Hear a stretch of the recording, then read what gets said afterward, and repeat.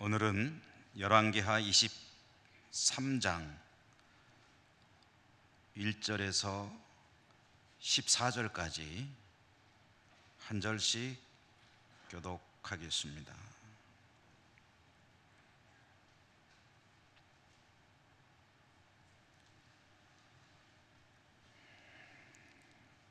왕이 보내 유다와 예루살렘의 모든 장로를 자기에게로 모으고 이에 왕이 여호와의 성전에 올라가며 유다 모든 사람과 예루살렘 주민과 제사장들과 선지자들과 모든 백성이 노소를 막론하고 다 왕께 함께한지라.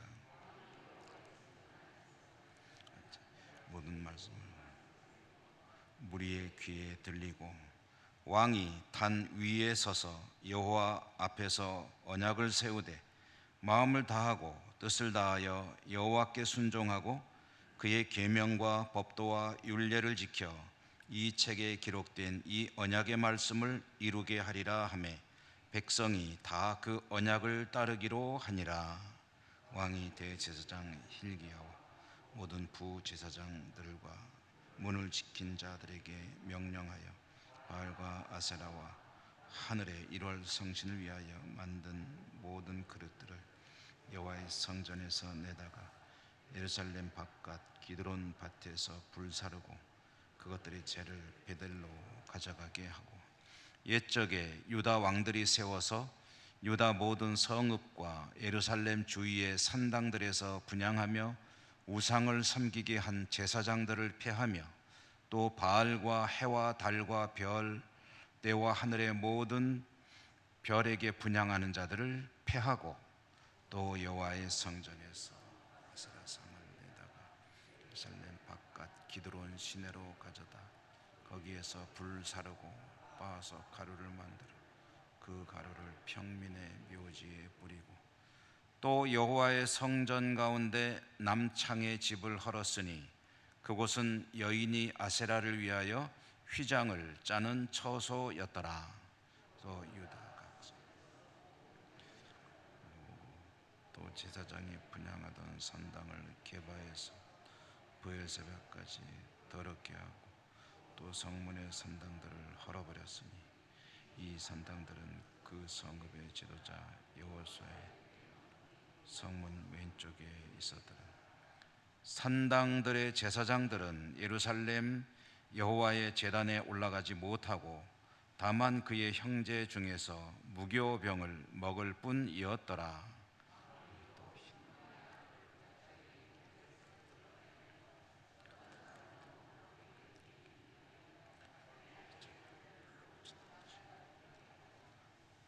또 유다 여러 왕이 태양을 위하여 드린 말들을 제하여 버렸으니 이 말들은 여호와의 성전으로 들어가는 곳의 근처 넷이 나단 멜렉의 집 곁에 있던 것이며 또 태양 수레를 불사르고 유다 여러 왕이 아하스의 다락 제단들과 문에세가 여호와의 성전 두 마당에 세운 제단들을 왕이 다 헐고 거기서 빻아내려서 그것들의 가루를 기드론 시내에 쏟아버리고 또 예루살렘 앞 멸망의 산 오른쪽에 세운 산당들을 왕이 더럽게 하였으니 이는 옛적에 이스라엘 왕 솔로몬이 시돈 사람의 가증한 아스다롯과 모압 사람의 가증한 그모스와 암몬 자손의 가증한 밀곰을 위하여 세웠던 것이며 왕이 또 석상들을 깨뜨리며 아세라 목상들을 찢고 사람의 해골로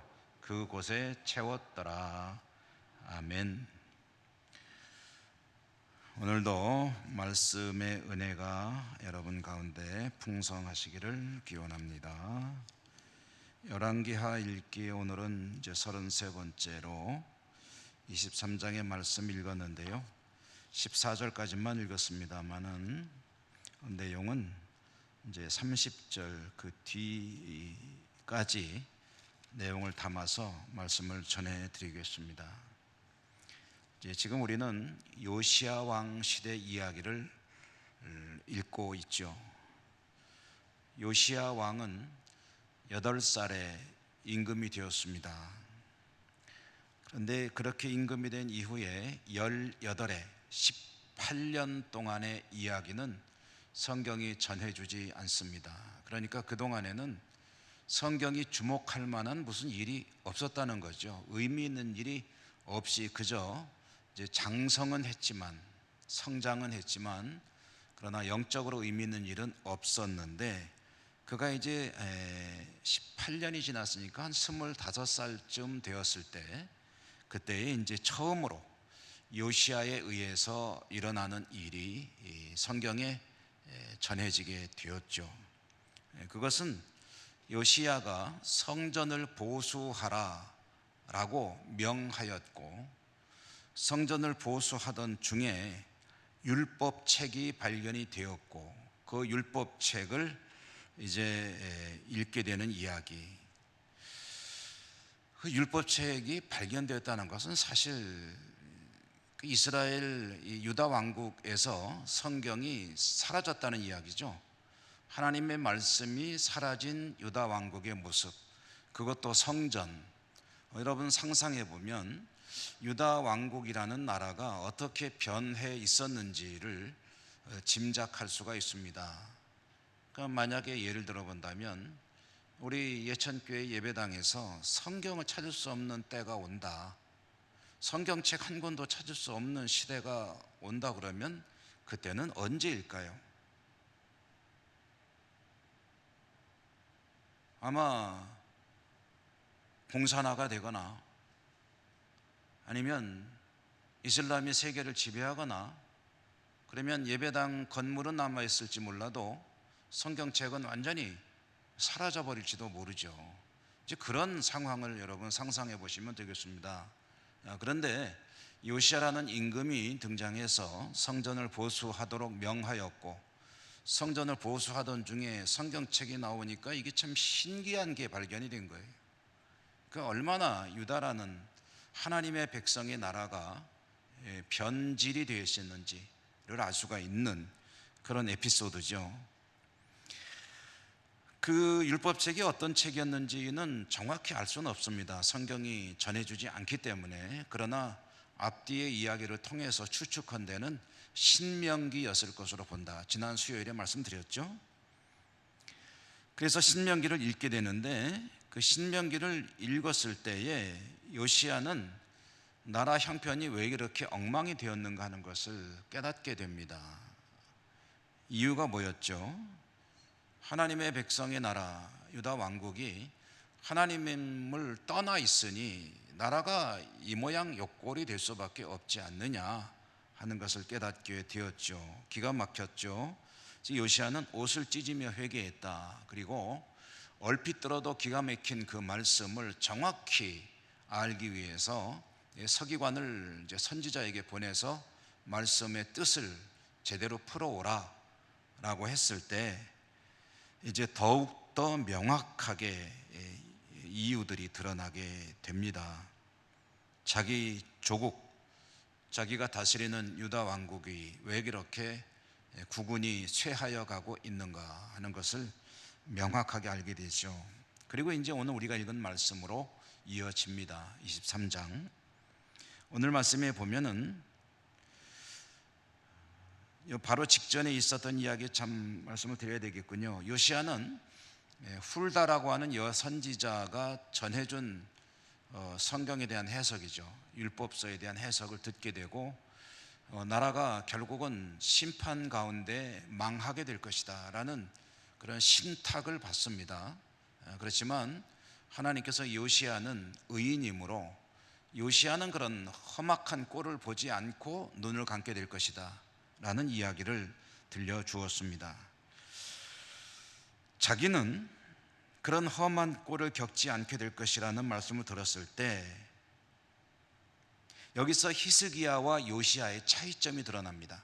히스기야도 훌륭한 왕이지만 왜 요시야 임금이 더 높이 평가를 받느냐 하면, 히스기야는 나라가 참 어려워질 거였지만 너한테는 별일 없을 거다라고 했을 때 아이고 뭐 그러면 뭐 괜찮습니다 라고 하고 넘어갔거든요. 근데 요시야는 너한테는 별일 없을 거다라는 얘기를 들었을 때 그 말을 들으면서 그래도 마음에 다짐을 하게 됩니다. 하나님께서 이 나라를 심판하신다는데 어떻게 가만히 있을 수 있느냐, 뭔가라도 해봐야 될 거 아니냐.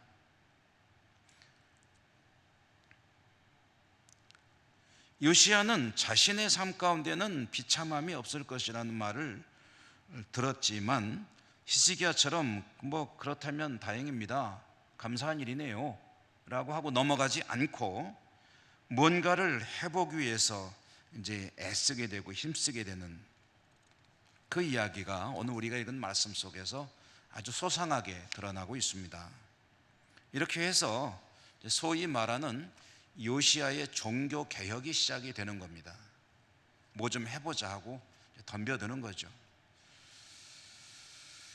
요시야는 먼저 온 이스라엘을 불러 모았다. 이스라엘의 지도자급 인물들, 장로들을 불렀다. 그리고 온 백성들이 다 모인 가운데 율법책을 읽어 들려 주었다. 율법책에 대한 해석도 해 주었겠죠. 그리고 요시야가 앞장서서 우리는 하나님 앞에 하나님의 말씀을 철저하게 지켜야 한다. 그동안에 우리가 하나님의 말씀을 너무 떠나 있었는데 이제 이후로는 온 힘을 다해서 하나님 말씀을 따라야 할 것을 선포한다 하고 임금이 외치는 거예요. 그러니까 거기에 모인 전국에서 몰려온 백성들이 우리가 다 그렇게 하겠습니다, 마치 시내산에서 모세와 이스라엘 백성들이 외치듯이 우리가 다 하나님의 율법을 철저히 지키겠습니다 하고 이제 말하자면 그 대회에서 다짐을 한 것입니다.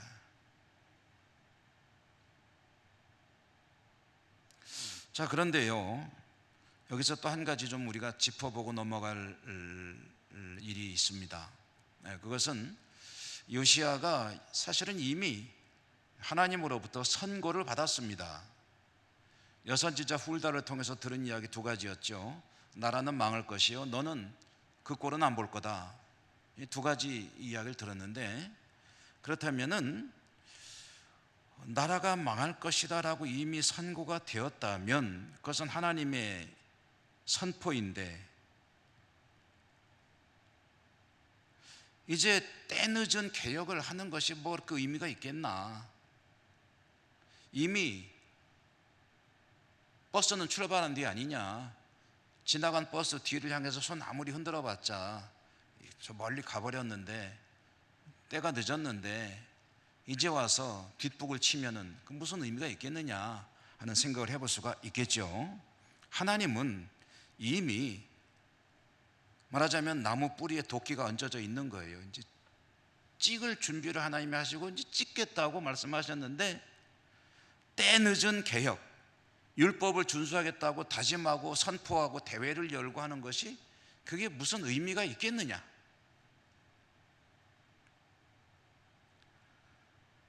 그런데 이 요시야가 이와 같이 일을 벌이는 것은 그건 뒤집어 이야기하면 요시야가 기대를 하고 있기 때문에 한다는 이야기 아니겠습니까? 만약에 이미 다 끝나버렸다라고 한다면은 요시야도 이렇게 막 있는 힘을 다해서 율법을 지키자고 안 했을지도 몰라요.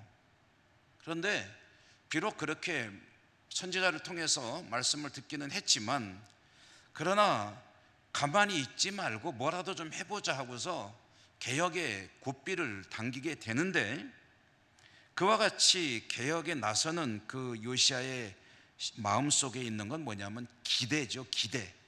이렇게라도 하면은 하나님이 혹시 마음을 바꾸시지 않겠느냐. 이제라도 최선을 다한다면 하나님께서 뜻을 돌이키실지도 모르지 않느냐.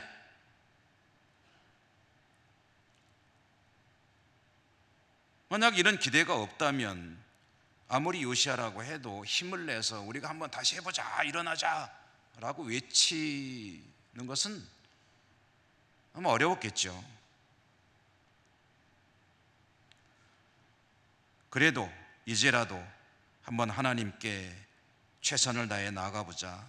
그러면 하나님께서 어쩌면 뜻을 돌이키실지 누가 아느냐. 그리고 이런 요시야의 생각은 사실 적절한 것이었습니다. 그렇게 해야죠. 마지막까지 최선을 다해봐야죠. 하나님이 이미 정하셨다고 하더라도 그래도 혹시 아느냐, 하나님이 계획을 바꾸신다면 우리가 살 수 있는 건 아니겠느냐.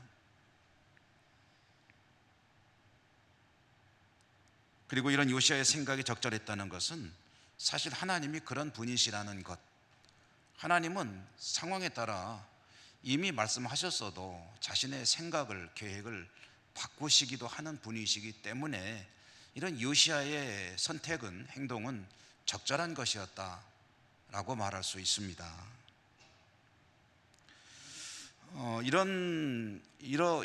이렇게 마음을, 뜻을 바꾸시는 하나님에 대한 가장 전형적인 한 케이스를 생각해 본다면 요나 이야기를 들을 수가 있죠. 요나 이야기. 하나님께서 선지자 요나에게 명하셨습니다. 너는 저 니느웨로 가서 40일이 지나면 하나님이 니느웨를 심판하신다라는 것을 백성들에게 선포하라 라고 명하셨습니다. 니느웨는 아수르를 말하는 것입니다. 아수르의 수도가 니느웨거든요. 그러니까 우리나라가 대한민국이지만 외국에서 서울 하면은 대한민국하고 같은 의미로 쓰듯이 니느웨는 아수르의 수도인데 동시에 아수르를 가리키는 그런 용어이기도 합니다. 니느웨는, 그리고 아수르는 북왕국 이스라엘의 입장에서 보면 치가 떨리는 나라입니다. 얼마나 시달림을 받았는지. 그런 니느웨를 하나님께서 심판하시겠다라고 하니까 얼마나 이 민족주의자인 요나의 입장에서는 즐거운 그런 소식인지 모릅니다. 희소식이죠. 하나님이 니느웨를 심판하신다. 그러면 요나는 얼마나 기분이 좋겠습니까? 그러면 이것들 이제 봐라 하고서 달려가야 될 것 같지 않으세요? 아주 하나님이 심판하신다라고 외치고 이제 다녀야 될 것 같지 않습니까? 얼마나 의기양양하겠습니까? 정말 힘이 막 나겠죠. 그런데 뜻밖에도 요나가 안 갑니다. 그리고 아예 다시는 하나님이 자신을 찾을 수 없는 것으로 숨어버립니다. 요나는 왜 그렇게 멋진 소식, 신나는 소식을 듣고 그 일을 가서 정말 의기양양하게 할 것 같은데 그 일을 안 하겠다고 하나님으로부터 도주하는 겁니까? 요나가 나중에 그 이유를 말해요. 요나는 하나님의 속마음을 아주 잘 아는 선지자입니다. 그러니까 하나님께서 너 가서 니느웨에다가 여차저차 이렇게 선포해 라고 말씀하시는 그 의도는 정말 심판하시기 위함이 아니고 다시 한번 기회를 주시기 위함이다라는 걸 아는 거예요. 그러니까 요나의 계산은 이거죠. 내가 가가지고 그 심판에 대한 선포를 했는데 저 사람들이 만약에 회개를 하면 하나님은 용서를 하시고 심판 계획을 철회하실 것이다. 그러나 내가 안 가고 가만 놔두면 저 사람들이 회개는 할 리도 없고 그 다음에 계속해서 악하게 살 거니까 하나님이 결국은 심판하지 않겠느냐, 저것들은 망해야 돼. 그래가지고 피해버리는 거예요. 요나가 하나님의 마음을 너무 잘 아는 거죠. 결국은 나중에 끄집어내가지고 그 물고기 뱃속에서 갖다 놓게 하나님이 갖다 놓다시피 하시고 결국은 잠깐 동안 가서 이제 선포하잖아요. 그러고 어떻게 망하나 보자 하고 구경하고 있는데 하나님께서 하시는 말씀이 뭡니까?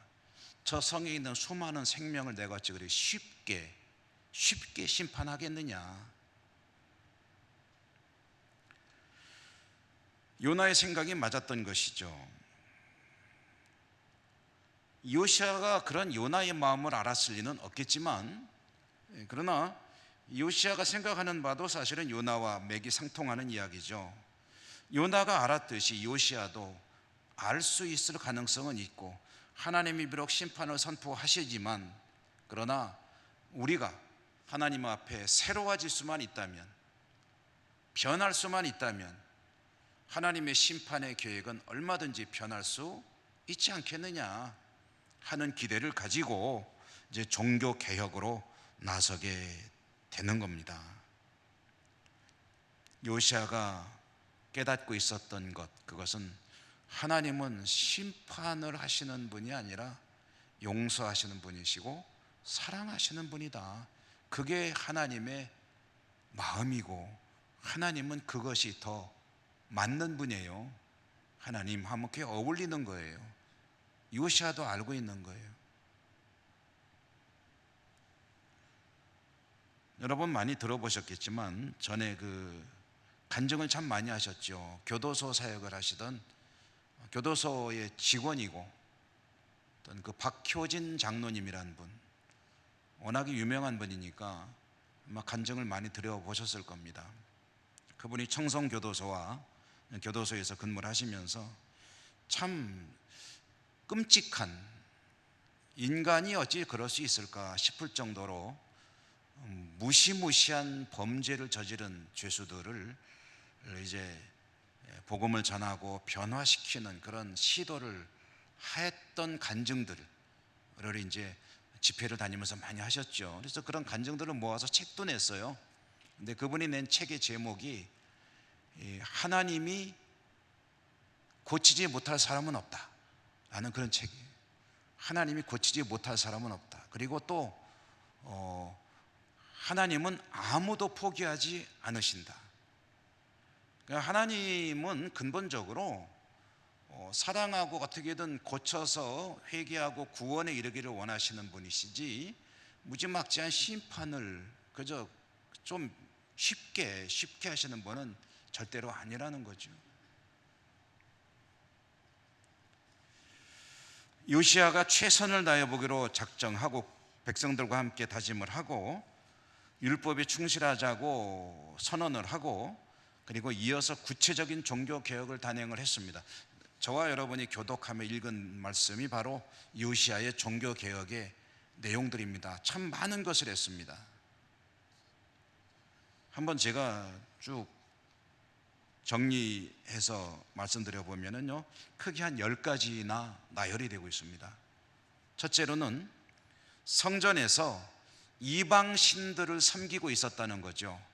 근데 이방 신들을 섬기기 위해서 사용되던 도구들이 있을 터인데 그 도구들을 다 끄집어내 가지고 제거했다, 없애버렸다. 근데 그냥 없애버린 게 아니고 그것들을 갖다가 불태워서 재를 만들어 가지고 그 재를 가지고 베델로 갔다. 베델에 가서 베델에 있는 그 우상을 섬기던 제단을 오염시키고 폐기하는데 그 재를 갖다 썼다 하는 이야기입니다. 두 번째로는 산당이 곳곳에 있었는데 산당에서 우상을 섬기는 것을 업으로 삼고 있던 제사장들을 다 축출해 버렸다. 세 번째로는 자기 할아버지죠. 할아버지 므낫세 임금 55년간 왕노릇했는데 그보다 더 악한 왕이 없었던 므낫세가 저지른 만행 가운데 하나가 뭐냐면 성전 안에다가 아세라 목상을 지었어요. 목상이 뭐냐면 여러분 장승 같은 거 생각하시면 됩니다. 나무목에다가 상할 때 동상 무슨 상할 때 상 있잖아요. 나무로 만든 상인데 이 나무로 이 아세라를 섬기는 그런 목상을 나무로 새겨가지고 성전 곳곳에 세우는데 그것은 대단히 음란한 상이었습니다. 여러분 생각해 보세요. 성전에 보기만 해도 민망한 그런 음란한 것들이 여기저기 서 있다 그러면 그게 도대체 뭐가 되는 겁니까? 나무로 만든 목상이니까 그걸 다 가져다가 건너편 기드론 시내에서 불태워서 빻아서 가루를 만들어 평민의 묘지에 뿌렸다. 이것은 아세라 목상을 최대한 모욕하는 그런 행동이었죠. 완전히 짓밟아 버리는 거죠.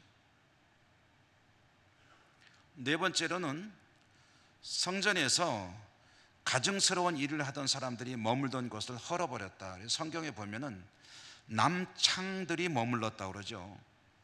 더 설명 않겠습니다. 그리고 아세라를 숭배하는 물건을 거기서 만들었는데 그걸 완전히 그냥 제거해버렸다는 이야기이고요. 그리고 5절에 보면 다섯 번째로 보면 국토 전역에 있던 산당이 뭐 다 없어졌는데 다시 부활했죠. 부활했는데 그걸 다 다시 폐기를 하는 그런 일을 했다 하는 것이고요. 또 이 성읍들에는 이교 사원들이 있었다고 해요. 그 이교 사원들을 또한 다 철폐하였고요.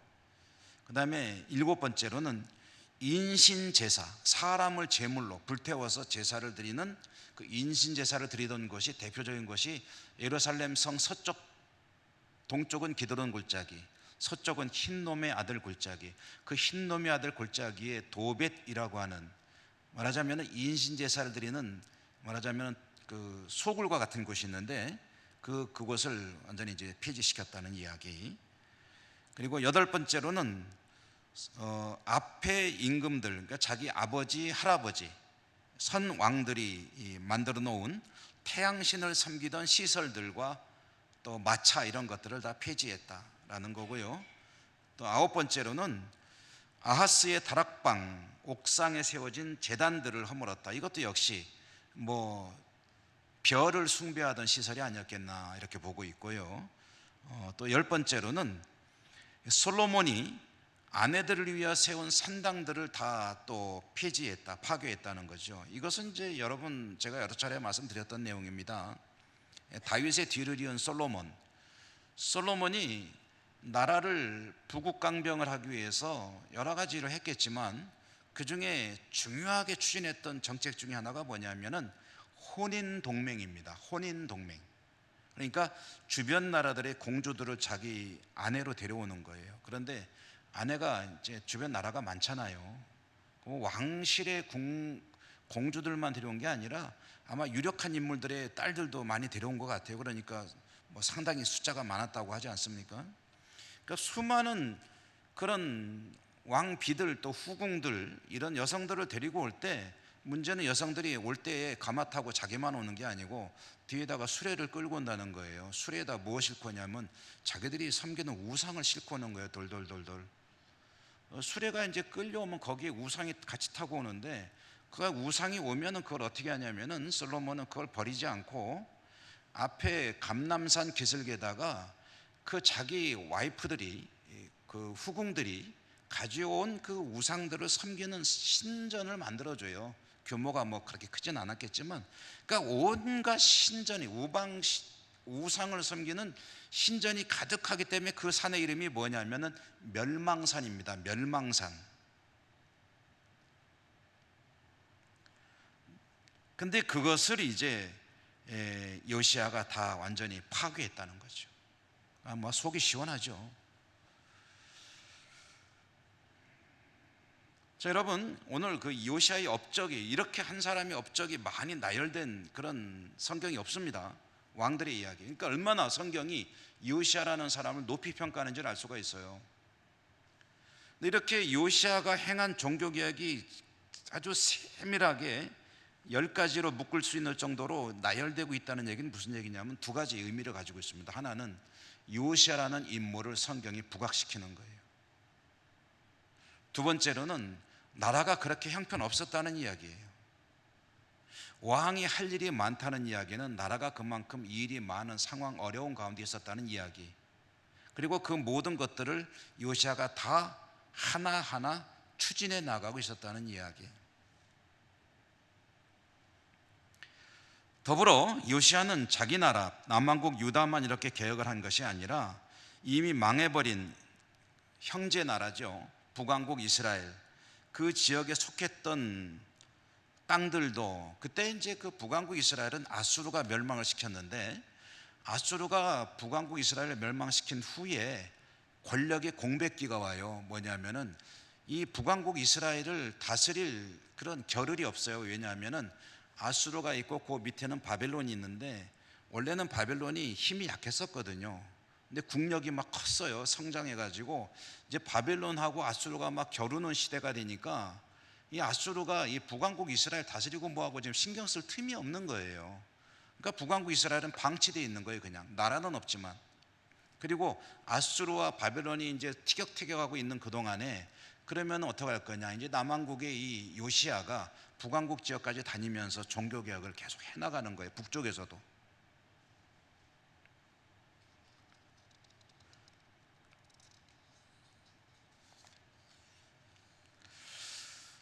요시야의 오늘 우리가 읽은 그 뒤에 나오는 이야기 보면은요, 요시야가 행한 여러 가지 일들 가운데 또 하나 의미 있는 것은 유월절을 지켰다는 것.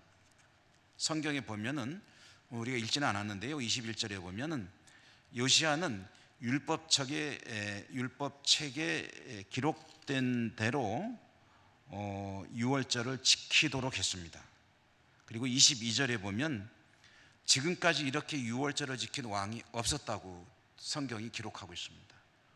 지금까지 이렇게 유월절을 지킨 왕이 없었다는 얘기는, 사사시대로부터 지금까지 이렇게 유월절을 지킨 왕이 없었다는 얘기는 한 사람도 유월절을 지킨 왕이 없었다는 얘기는 아니고, 이렇게 제대로 말하자면 성대하게 유월절을 지킨 왕이 없었다니까 요시야가 지킨 유월절이 최고였다, 그런 이야기를 하는 겁니다. 그리고 그것은 요시야가 얼마나 율법에 충실하려고 애쓰고 있는지를 보여주는 좋은 사례가 됩니다. 요시야가 이렇게 강력하게 개혁을 추진해 나갈 때에 하나님은 오늘 기록된 열왕기하의 말씀을 통해서 요시야를 어떻게 평가하느냐 하면은요, 여러분 한번 같이 읽어볼까요? 25절 한번 읽어보십시다. 25절 같이 읽겠습니다. 시작. 요시야와 같이 마음을 다하며 뜻을 다하며 힘을 다하여 모세의 모든 율법을 따라 여호와께로 돌이킨 왕은 요시야 전에도 없었고 후에도 그와 같은 자가 없었더라. 아멘. 그 왕들 가운데 요시야 같은 사람이 없었다는 거예요. 그래서 요시야를 보통 신학적으로 이제 이야기를 할 때에 제2의 다윗, 제3의 다윗이라고 하지 않고 다윗을 뛰어넘어서 모세에다가 비유를 합니다. 율법에 충실한 사람이었기 때문에 일대 율법을 하나님으로부터 받은 사람이 모세라고 한다면 2대 모세와 같이 율법을 철저하게 지킨 그런 왕은 요시야였다. 히스기야를 제2의 다윗이라고 하는 것은 다윗과 같이 하나님을 사랑하고 하나님 뜻에 순종하는 삶을 살았다 하겠지만, 요시야는 그것과는 조금 다른 차원에서 하나님의 말씀에 투철한 인물이었다는 점에서, 그 신앙은 말씀 신앙이었다는 점에서 제2의 모세라고 불리우는 인물이었다. 성경이 그렇게 요시야를 아주 최고의 하나님의 사람으로, 왕으로 평가를 하고 있다. 이것은 하나님이 그렇게 보신다는 거죠. 이렇게 요시야가 영적으로는 탁월한 왕이었고 최선을 다했지만, 그런데도요 하나님은 마음을 돌이키지 않으셨습니다. 돌이키셨으면 어땠을까 하는데, 그 북왕국도 마찬가지고 남왕국도 마찬가지지만 그 역사가 말해주고 있죠. 그리고 우리가 조금 더 읽으면 금방 알게 됩니다. 요시야와 같은 왕들이 계속 나온다면 하나님이 마음을 돌이키실지 몰라요. 그런데 요시야의 개혁은 결국은 안타깝게도 당대에 끝나버리고 맙니다. 그 뒤를 잇는 후손들이요 또 엉터리가 계속 나오게 돼요.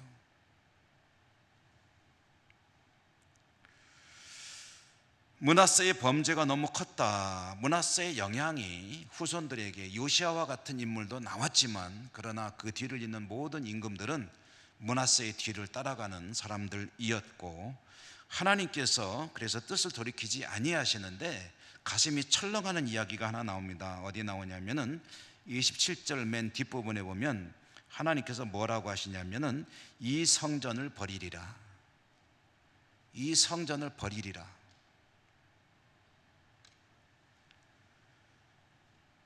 성전을 버린다는 것이 무슨 소리입니까? 성전의 용도를 폐기한다는 겁니다. 그럼 여러분, 성전이 뭐 하는 곳입니까? 성전을 버린다는 얘기가 무슨 뜻인 것 같습니까? 그거는 성전이 뭐 하는 곳이냐는 것을 생각해 보면 알죠. 성전이 뭐 하는 곳이죠? 하나님께 제사를 지내는 것이죠. 그럼 제사가 뭡니까? 제사를 통해서 그 백성이 하나님과 만나는 거예요.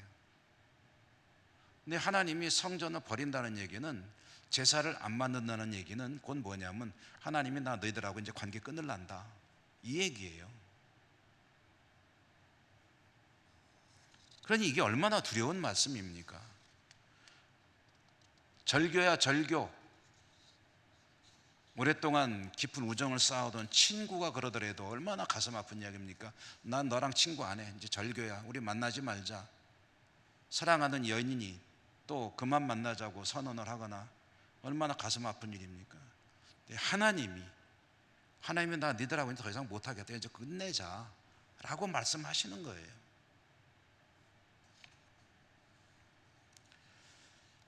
복음서에도 그 이야기가 나오죠. 제자들이 성전의 웅장한 모습을 보고, 이야 선생님 보십시오, 기가 막히죠. 아마 저의 상상에 그때가 아마 황혼역이었을 것 같아요. 황혼역에 예루살렘 성전 곁을 지나가니까 금으로 장식된 그 성전의 그 광경이 얼마나 휘황찬란한지 몰라요. 그리고 여러분 뭐 그런 거 느껴보셨겠죠. 이 황혼 석양이 쫙 비칠 때 세상 빛을 한번 착 보다 보면 어떤 때는 정말 황홀할 때가 있어요. 세상의 색깔이 야 어찌 이렇게 신비롭지, 그럴 때가 있어요. 제자들이 지나갈 때 아마 그럴 때가 아니었을 거예요. 이건 저의 상상입니다. 그 아름다운 성전을 보면서 제자들이 하고 찬탄하고 있을 때 주님은 뭐라고 그러시냐면 찬물을 확 끼얹으시죠. 성전 저거 무너지되 돌 위에 돌 하나도 남지 않고 무너지리라.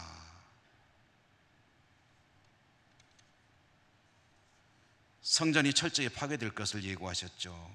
무슨 이야기입니까? 성전이 성전으로서 기능을 하지 못한다면 하나님이 성전으로 여겨주시지 않는다는 이야기죠. 성전이 예배당은 아닙니다. 예배당이 성전이 아니고 예배당에 모여있는 하나님의 백성들의 공동체가 성전입니다. 그리고 각자가 성전이에요. 사람이 성전입니다. 그런데 성전인 사람이 하나님 보시기에 아니다 싶으면은, 물론 하나님 오래 참고 기다리시고 변화를 기대하시며 계속해서 은혜를 베푸시죠. 긍휼과 사랑과 돌이키게 하시고 또 돌이키게 하시고 하시죠. 그러나 결국은 아니다 싶으면은 용도가 폐기되는 것도 있을 수 있는 일입니다. 관계를 끊어버릴 수도 있다는 거죠. 두려운 말씀이 아닐 수가 없습니다. 하나님은 긍휼과 자비가 풍성하시고 오래 기다리시는 분이시지만 거기에도 때가 있고 한계가 있습니다. 지난 주일에 때가 있다는 말씀을 함께 나누었죠. 때가 있습니다. 그때에 합당한 삶을 살아가는 것이 저나 여러분 성도의 본분입니다. 지금은 뭐 할 때인가 늘 기억하시면서 그걸 놓치지 않고 살아가려는 것이 신앙생활이고 그것이 거룩한 성도의 삶의 여정입니다.